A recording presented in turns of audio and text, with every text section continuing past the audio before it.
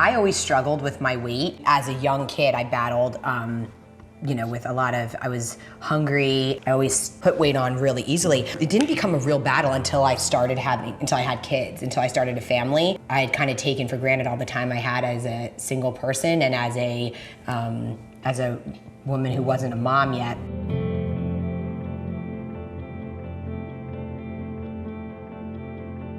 I realized that if I wanted to change my body and get in the best shape of my life, which I wanted to get in the best shape of my life after giving birth to my twins, I realized I just had to make more time in the day. So I started waking up at 5 a.m. before my kids. They were waking up at 7. And I would get in my workout, and I usually would accomplish more in the 2 hours before a lot of people would wake up than, I'd ever accomplished, in an entire morning before I was a mom.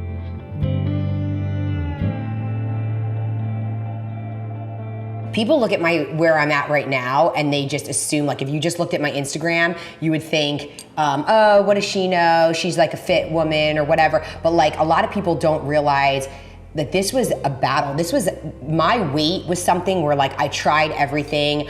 My mom took me to specialists thinking, was there something wrong with my thyroid? Was there something wrong with my, I was part of Weight Watchers. I had done every fad diet. I tried everything, starting at a young age because I was desperate to lose weight. And most people, I really wanted to find a shortcut, but there were no shortcuts. In the end, I realized the first time that I finally accomplished losing weight was when I competed in figure, and I realized oh my God, losing weight and getting in shape takes work.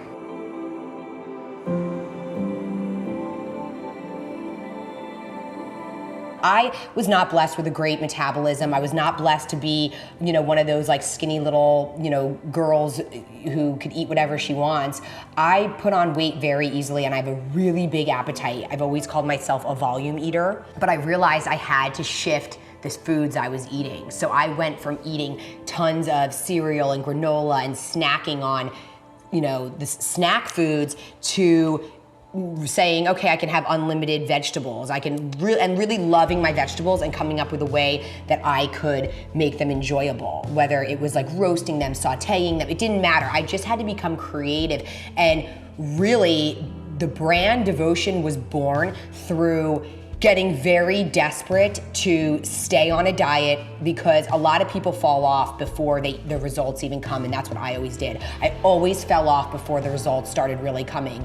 And then I thought that there was something wrong with me. Oh, I've been dieting all week. I've been dieting for 2 weeks. I don't look like a fitness model yet.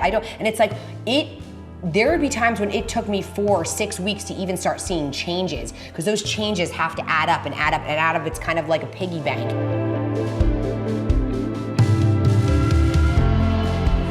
When I finally stayed devoted to whatever diet plan, and I don't care if you're doing Weight Watchers, you're doing keto, you're doing Whole30, there are a million ways to skin a cat, like they say.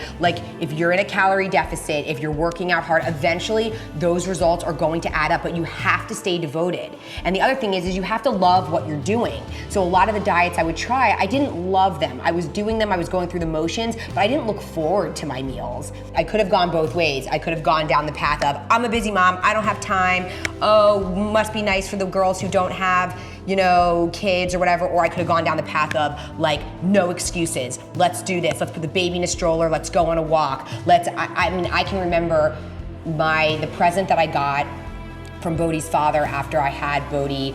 I asked for a tread climber, and it was a nice little compact machine, and Bodhi would be in the swing, and I would play music, and I would do whatever it took just to get in a workout. Right after having the twins, I said, I'll be in the best shape of my life by the time that they hit their first birthday. I'm not the type to just set a weight loss goal. I said I'm gonna get on stage. I went from 210 pounds pregnant with twins. A year later, I did the Dallas Europa, and I was on stage at 123.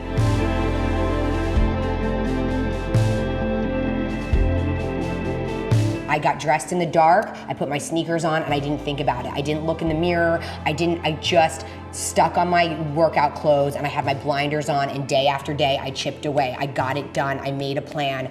I wrote down my plans every day, whether it was sticking to a meal plan, drinking my gallon of water, how much cardio I was gonna do.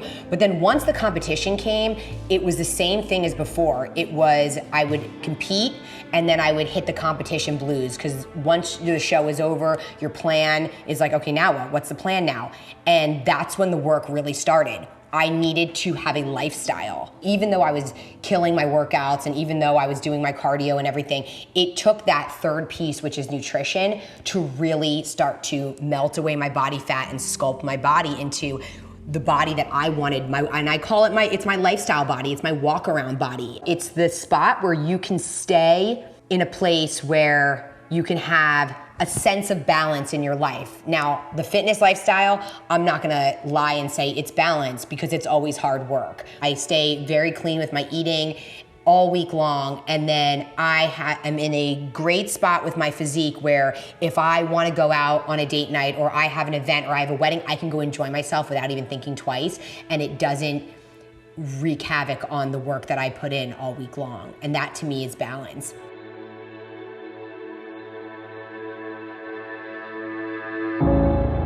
To me, the devotion lifestyle is something that it's a never, our hashtag is until it's done. Because when you're devoted, it's never done. It's just the lifestyle, it's the way that you live.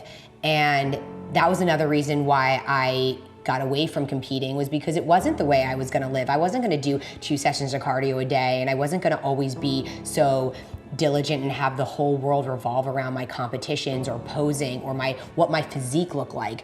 I wanted to set the tone that we're doing this because we're healthy, we have a lot of energy. I have the most energy I have right now that I've ever had in my life, including in my 20s, and I'm almost 40. It doesn't matter where you're living, your situation, you're in control of what you're putting in your mouth, what you're eating every day. You're in control of getting out there and getting exercise. Anybody can put on their sneakers and go for a walk. My message is like, live your best life. I didn't feel good carrying the extra weight around, covering up my body, feeling self-conscious. I was always covering my legs. I never owned a pair of shorts. I never owned a tank top. I always covered my body, and I always struggled, and I missed out on a lot of life, and that makes me really sad, because I look back on my college years and I could have enjoyed them so much more if I lived back then the way that I live now. I feel so confident and happy now, and these products are a way for me to pay it forward.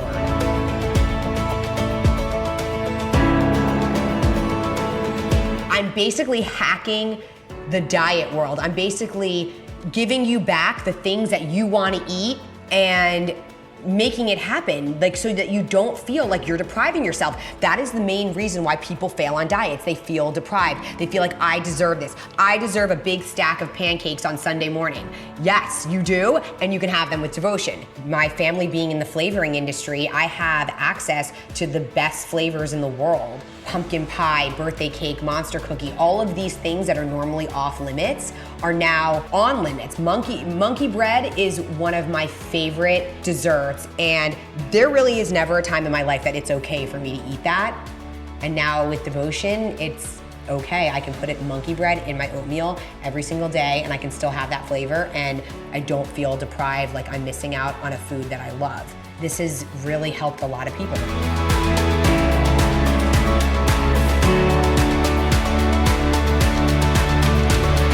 Walk into my cardio room or any of my, a few places in my house, I have pictures of myself hanging, and a lot of people might look at that and think that's really weird, she's hanging pictures of herself. I just decided, you know what, the only girl that I'm gonna compete against is myself. My trophies now are when I do my photo shoots. It marks that time in my life that I worked really hard, and I want to capture that. And then when I look at those pictures, I know that that's the only girl who I'm competing against. I'm competing against the best Dana. And if that was my best at that time, I'm going to put that picture up as my trophy, and then I say, if I'm gonna compete against anyone or I'm gonna be inspired by anyone, it's gonna be me. It's gonna be that girl up on the wall, and I'm gonna beat her. That's why I have pictures of myself. I'm competing against a girl whose journey is my journey. It's a girl who is my age. It's a girl who does have my genetics. It's a girl who has had 3 babies and a set of twins, and who is tight on time, and who has a business, and who's running a home, and now has a new puppy, and all of those things. So if I can beat her, I consider that an accomplishment. And that's why I have photos of myself up. It's you against you.